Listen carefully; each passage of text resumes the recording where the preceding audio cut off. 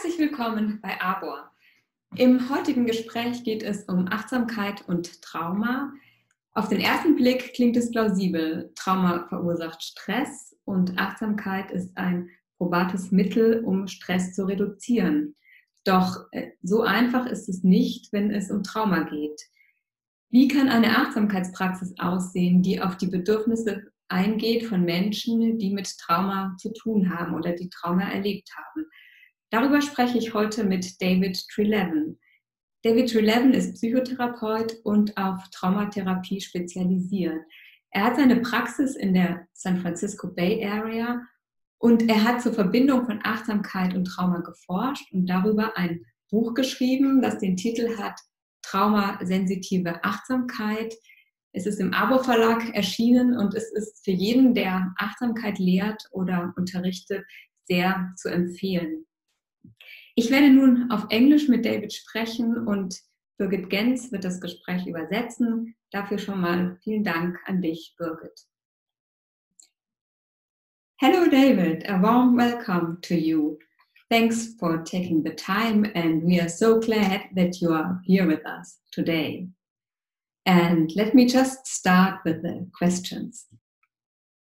In almost every review of your book, I read the sentence, "This book is a must-read for everyone who teaches mindfulness." Wow, this is really amazing, and I will come back to this later, but I want to start with the question, why did you write about trauma-sensitive mindfulness?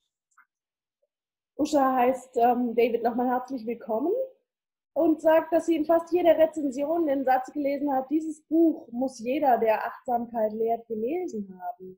Und sie wird später darauf zurückkommen. Doch zum Anfang erstmal die Frage, wie kam er dazu, dieses Buch über Achtsamkeit und Trauma zu schreiben? Thanks, Usha, for inviting me, and I'm really honored to be talking to you. And also I want to thank you, Birgit, for providing the translation. I'm thrilled to have this interview, and my experience is that the audiences, both in Germany and Europe, have been very receptive to this topic. So it's exciting to get to be talking about it. Vielen Dank für die Einladung und vielen Dank, Usha, dafür, dass du dieses Interview mit mir führst und an mich, dass ich es übersetze. Seine Erfahrung ist, dass die Menschen in Europa sehr aufgeschlossen sind gegenüber diesem Thema und er ist also sehr froh, darüber zu sprechen. I wrote this book as someone who really loves mindfulness and meditation and have been practicing it most of my life. And then I'm also someone who spent now half my life training in trauma. So I've always been very interested in the intersection between the two. Ich habe dieses Buch geschrieben als jemand, der Achtsamkeit liebt. Ich praktiziere selbst schon fast mein ganzes Leben lang.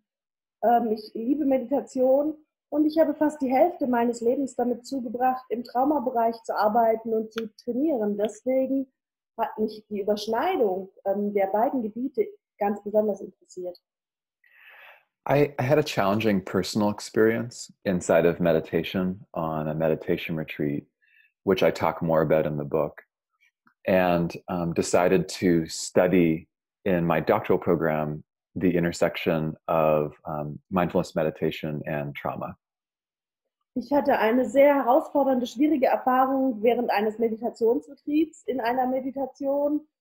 Das hat mich neugierig gemacht, so dass ich entschieden habe, in meiner Doktorarbeit diese Überschneidung von Trauma und Achtsamkeit zu untersuchen. My dissertation defense was videotaped, which I've heard that the dissertation defense is much more difficult in Germany. Here it was a little bit like a party, whereas in Germany I heard it's much more strict that you have to go through. But it was a very relaxing event and the event was videotaped. Also die Verteidigung meiner Doktorarbeit war ziemlich entspannt und fast wie eine Party. Er hat gehört, dass das in Deutschland ganz anders zugeht bei einer Verteidigung bei einer Doktorarbeit. Aber auf alle Fälle gibt es sie als Videoaufnahme. But the recorded talk that I gave actually reached a lot of people over video and on the internet. And for about 2 years, I started to receive emails from people who said that they had had a difficult experience in meditation because of a history of trauma. Die Wirkung war so, dass viele Menschen dieses Video gesehen haben und er ungefähr 2 Jahre lang Rückmeldungen und Kontaktaufnahmen bekam von Menschen, die ebenfalls schwierige Erfahrungen gemacht hatten während der Meditation und die eine Traumageschichte hatten. So after years of hearing from people about some particular challenges that they were facing in meditation, I worked to develop a framework around basically best practices that we can be in meditation for people that are struggling with trauma. Was ich getan habe, nachdem ich mehrere Jahre diese Rückmeldungen bekommen hatte von Menschen mit Traumageschichte, war, dass ich versucht habe, einen Rahmen zu schaffen von Übungen, die Menschen, die Schwierigkeiten haben mit der Meditation aufgrund von einer Traumahistorie, gut machen können. Hey, Birgit, just one more thing I want to say is, and I'm not the only one who has been doing research around meditation and trauma.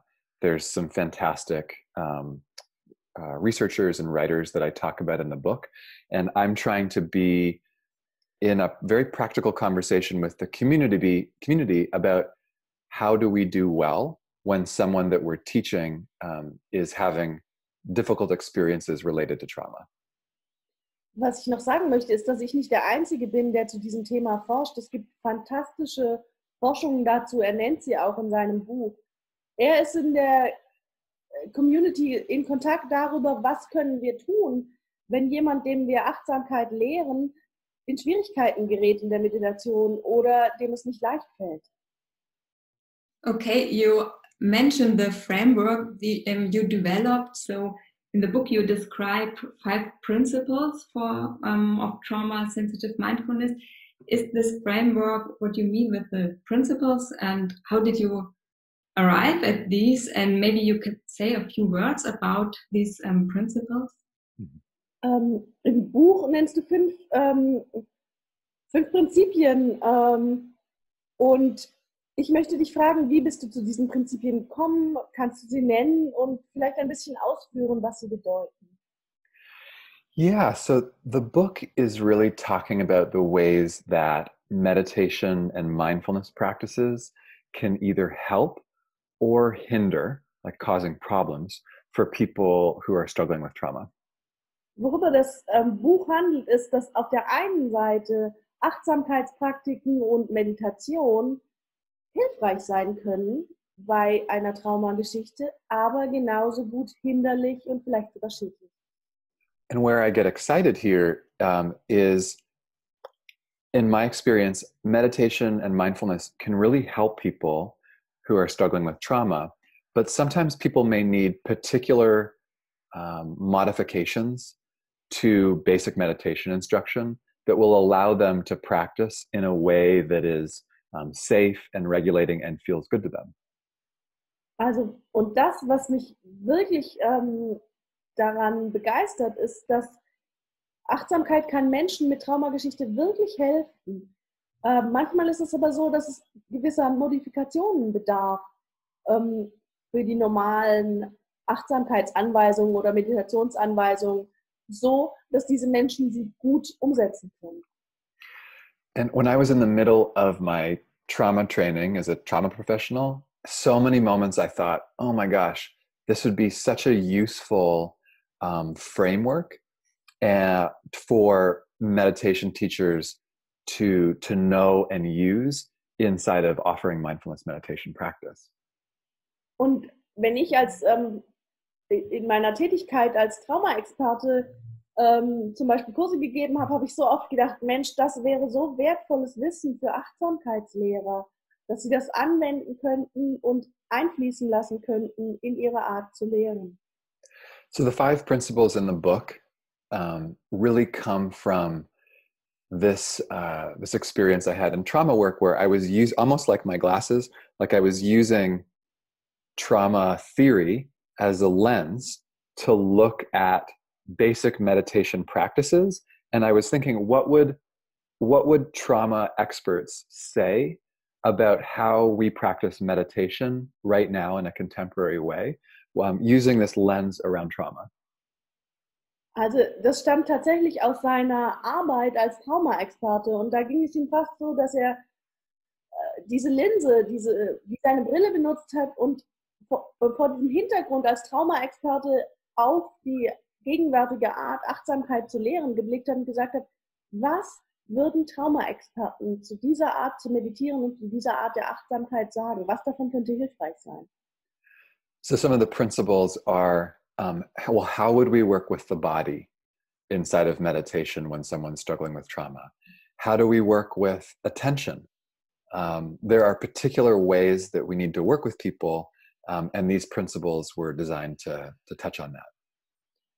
Zum Beispiel ist eine Frage, wie arbeiten wir mit dem Körper, mit Körperempfindungen in der Achtsamkeitspraxis, wenn jemand eine Traumahistorie mitbringt? Wie gehen wir mit der Aufmerksamkeit um?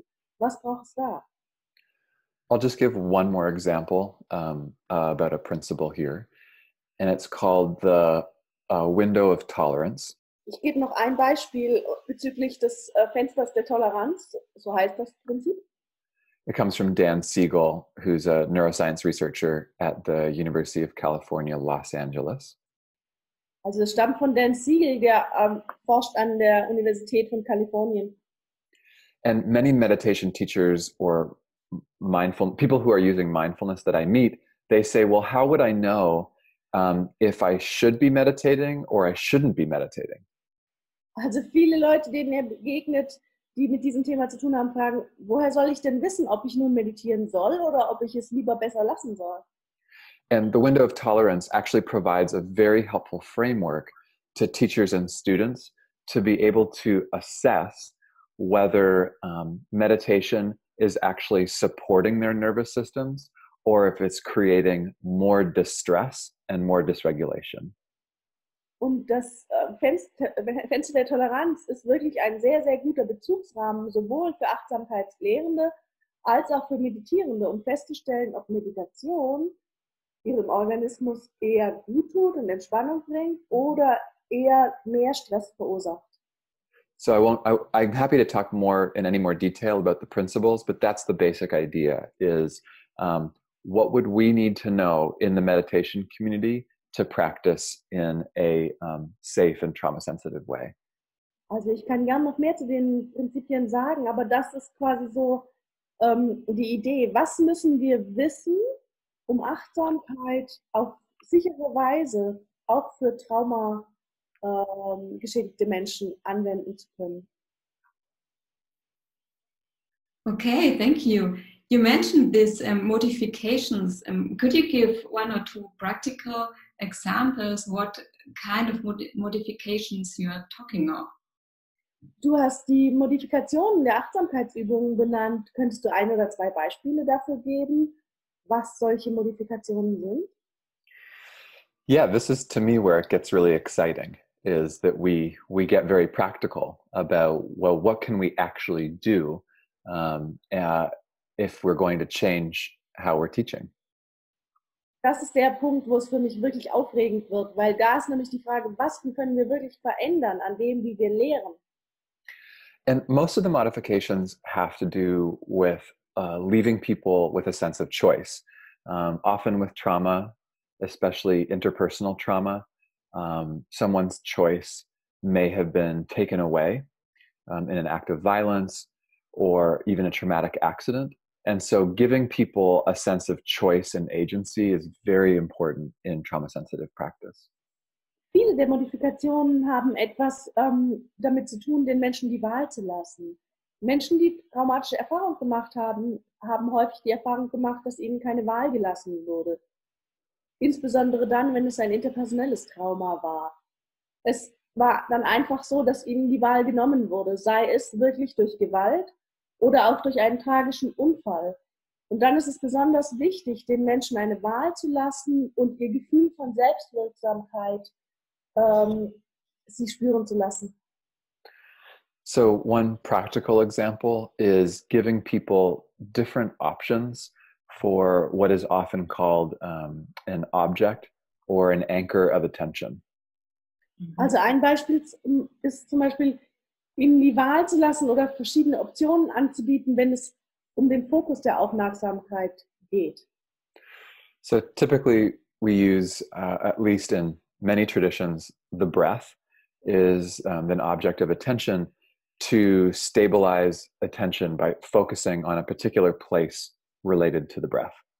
Also ein sehr häufig genommenes Objekt der Aufmerksamkeit ist der Atem, sich darauf zu fokussieren. I mean, that's how I practiced all throughout my life, is that I was paying attention to the breath at the nostrils, the sensations there, or the sensation of the chest rising and falling, or of the abdomen rising and falling with the breath. Also ich habe lange Jahre so meditiert, dass ich mich auf den Atem konzentriert habe, entweder an die Empfindungen, an den Nasenhöhlen oder die Empfindungen, wenn die Brust sich hebt und senkt. And for many people, that will work fine. We're looking for a neutral place that we can stabilize our attention to cultivate what's sometimes called shamatha, or stability of mind in practice. Und für ganz viele Menschen funktioniert das. Wir suchen einfach einen neutralen Ort, auf dem wir unsere Aufmerksamkeit fokussieren können, um das zu entwickeln, was auch Samadhi genannt wird. Konzentration, um den Geist zu stabilisieren und zur Ruhe zu bringen. But the issue with that is that for people that are struggling with traumatic symptoms, the breath may not be neutral. The sympathetic nervous system, which plays such an important role in trauma, is very connected to the respiratory system. So by paying attention to the breath, there's a good chance that someone will end up reconnecting with an overwhelming and traumatic experience. Für Menschen mit traumatischen Erfahrungen ist der Atem aber nicht unbedingt neutral. Das sympathische Nervensystem ist eng verbunden mit dem Atemsystem. Und dann ist eine hohe Wahrscheinlichkeit gegeben, dass die Menschen, wenn sie sich auf den Atem fokussieren, auch wieder eine traumatische Erinnerung durchleben oder sich mit der traumatischen Erfahrung verbunden fühlen. So we can offer people different objects of attention. For example, we could invite them to use sound or hearing as an anchor, or the sensations of the hands resting on the legs, the buttocks on the chair, or the feet on the floor. We can give them different options besides the breath. Wir können ihnen dann verschiedene Optionen geben. Wir können zum Beispiel Geräusche als eine Möglichkeit geben, sich zu fokussieren, oder vielleicht die Hände, die auf den Oberschenkeln ruhen, oder das Gesäß, das auf der Sitzfläche ruht. Wir geben also unterschiedliche Optionen. And just one more thing I want to say is, I'm not proposing here that meditation and mindfulness practice should just be comfortable, or that I'm trying to advocate for avoidance. Also was ich noch dazu sagen möchte, ist, dass ich hier nicht sage, dass Achtsamkeitspraxis immer angenehm sein muss oder ich eine Vermeidungsstrategie empfehle. To me, a big part of mindfulness practice is cultivating the ability to be with more challenging and difficult experiences.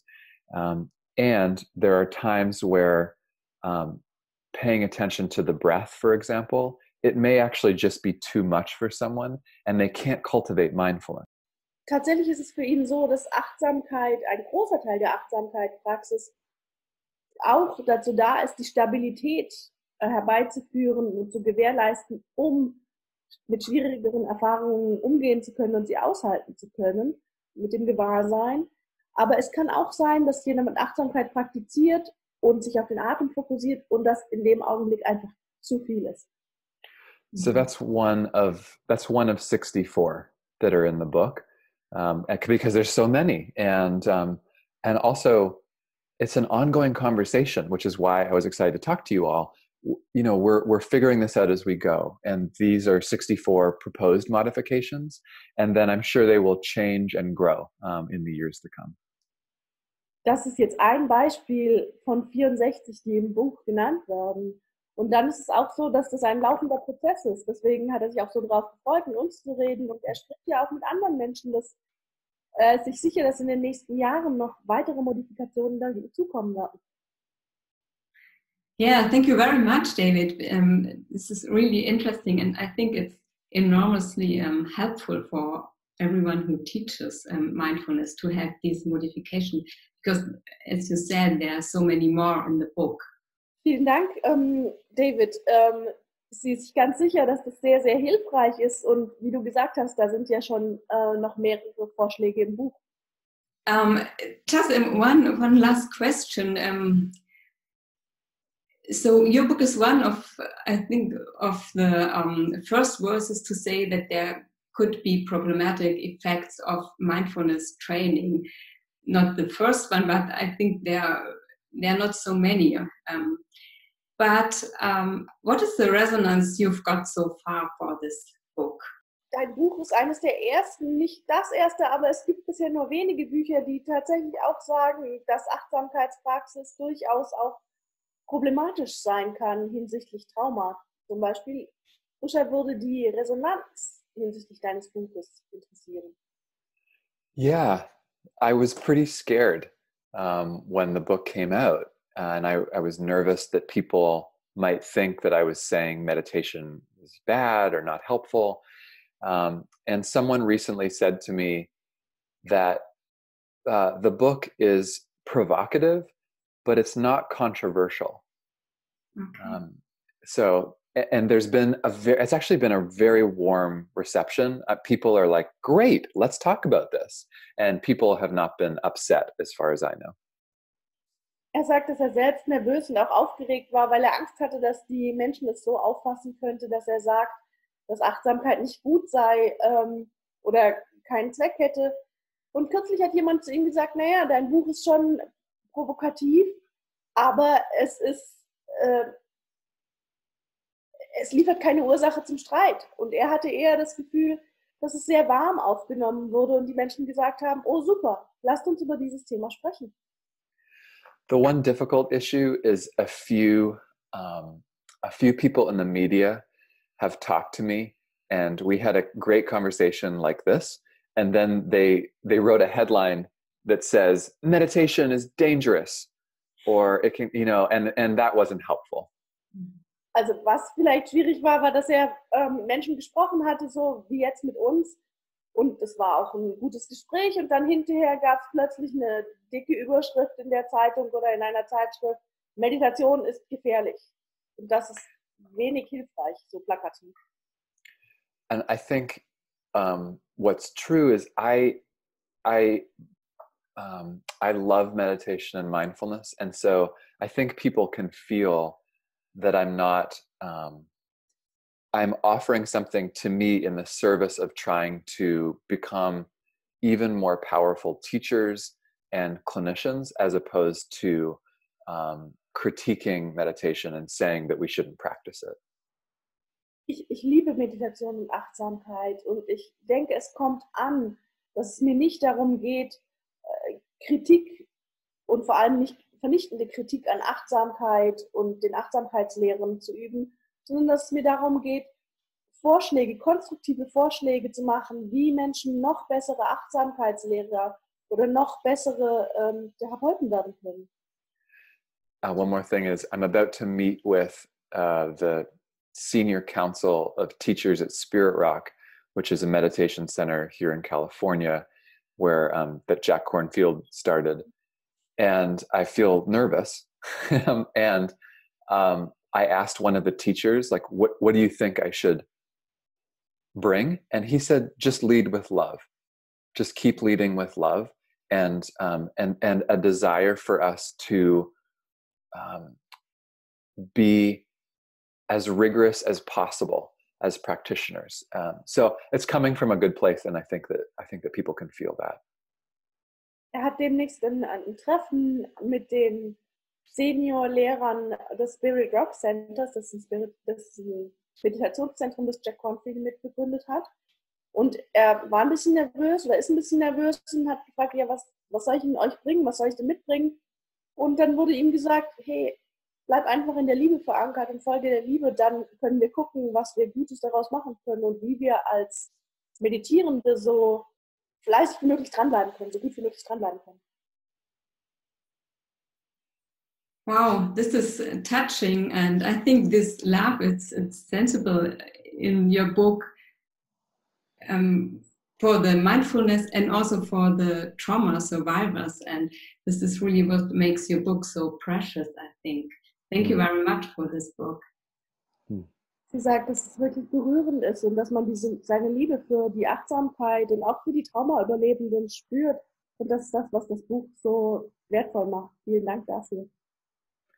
Thanks, Usha. I'm so thrilled that it got translated into German. This was like, I called my mom and I said, Mom, guess what? It was such an exciting moment. And to have this conversation with you and the work that's happening at Arbeit and other places, it's very exciting for me. So thanks for saying that.